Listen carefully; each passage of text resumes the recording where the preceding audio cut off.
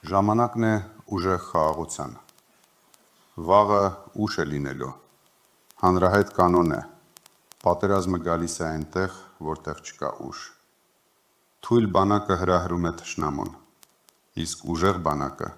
պահպանում է խաղաղությունը։ Խաղաղությունը չեն ավերսում, այն պահում են ուժով։ Ես հաճախ եմ մտածում, ինչպես կառուցել այնպիսի Հայաստան, որտեղ ծառայության տարիքին հասնելը լինի վստահության, ոչ թե վախի պատճառ։ Մենք մշակել ենք ուժեղ խաղաղություն համակարգային ծրագիր, անվտանգության և դիվանագիտության ոլորտի միջազգային փորձագետների հետ։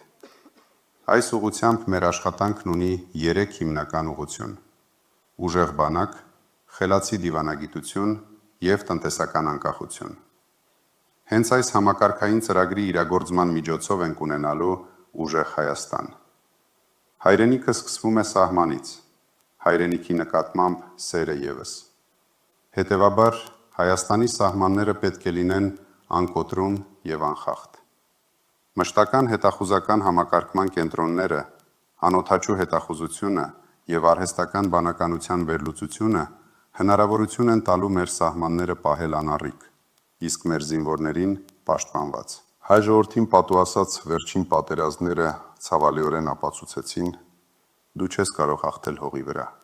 եթե երկինքդ պաշտպանված չէ։ Մեր օրոք Հայաստանի երկինքը պաշտպանված է լինելու գերժամանակակից բազմաշերտ հակաօդային և հակադրոնային համակարգերով։ Ուժեղ Հայաստանում զինվորական ծառայության հենքը պետք է լինի բարձր պրոֆեսիոնալիզմով, տեխնոլոգիապես արագ զարգացող և առաջադեմ բանակը։ Արժանապատիվ զինծառայությունը և դրանից հետո զինծառայողին արժանավայել կյանքը մեզ համար առաջնահերթություն է։ Հայաստանը կխոսի աշխարհի հետ վստահ,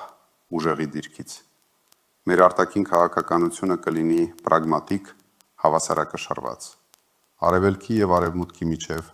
մեր վարած բանակցությունները կլինեն հստակ, պահպանելով մեր կարմիր գծերը։ Մենք կշարունակենք երկխոսությունը մեր ռազմավարական գործընկերների հետ, միաժամանակ խորացնելով կապերը այլ գերտերությունների ու երկրների հետ։ 30 տարի բիզնեսում ինքս նախ սովորել և իրացրել եմ հմտություններս բանակցելու ուժերի դիրքերից։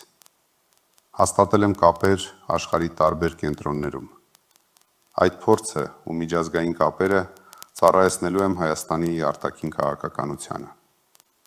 Մեր թիմն արդեն աշխատում է Սփյուռքի հետ, վերածելով հուզական աջակցությունը ռազմավարական գործիքի, միջազգային ազդեցությամբ, ենթակառուցվածքների և երկարաժամկետ ներդրումներով։ Տարածաշրջանի հետ մեր կապերը կհիմնվեն փոխշահավետության սկզբունքի վրա, ոչ թե միակողմանի զիջումների։ Խաղաղությունը ձեռք չի բերվում թուլությամբ, այլ ամրագրվում է ուժով։ Մենք առաջարկում ենք ուժեղ խաղաղություն,